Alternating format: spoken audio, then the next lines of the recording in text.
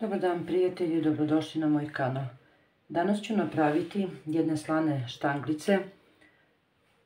Vrlo brzo se prave štanglice za grickanje, za neko predjelo, za dečje rođendane, za šta god želite. Pa evo da krenemo. Ja ovdje imam 500 grama brašna. Neću staviti sve. Pola male kašičice soli, jedan prašak za pecivo, dodat ću jedno žumance, belanac ću ostaviti za kasnije za premazivanje, dodat ću 100 grama krčkavalja, sitno rendanog krčkavalja,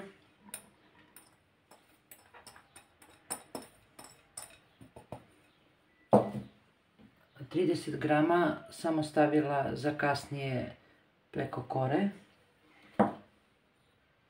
Dodat ću 100 ml mlijeka, običnog mlijeka i jedan ceo margarin od 250 grama. Sad ja sam malo rastopila, poluotopljen, a može i omekšao margarin na sobnu temperaturu. I sada ću da zamesim testo. Prvo ću ovako kašikom, pa ću posle ručno. Brašno. I to ću sada sve lepo da umesim.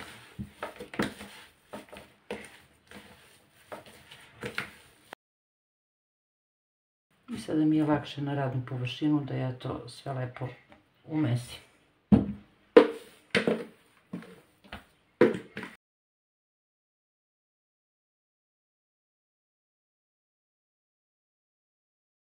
Testo sam umesila i sada ću da ga razvučem na jednu debljinu prsta.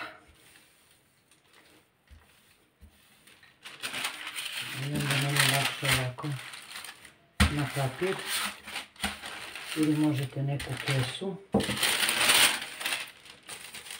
Sada ću staviti još jedan papir.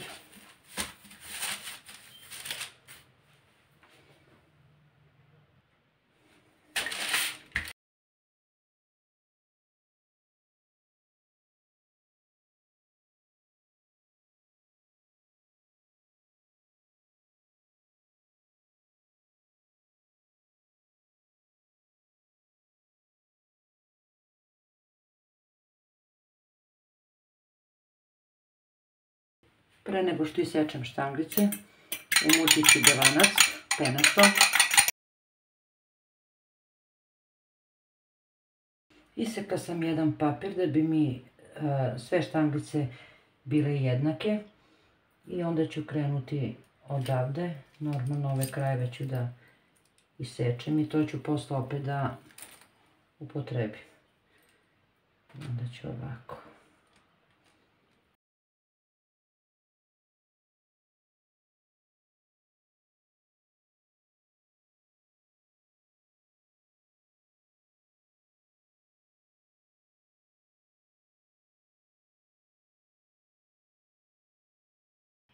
I sada ću ove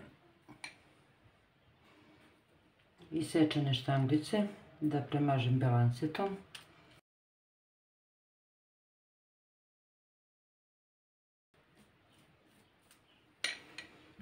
I posuću rendenim krčkavaljem.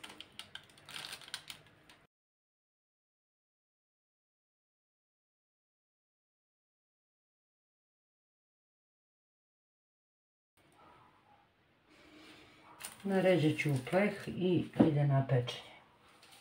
Rednu sam uključila na 200 stepeni, zagrejala se i nekih 20 minuta je potrebno da se ove štanglice ispeku.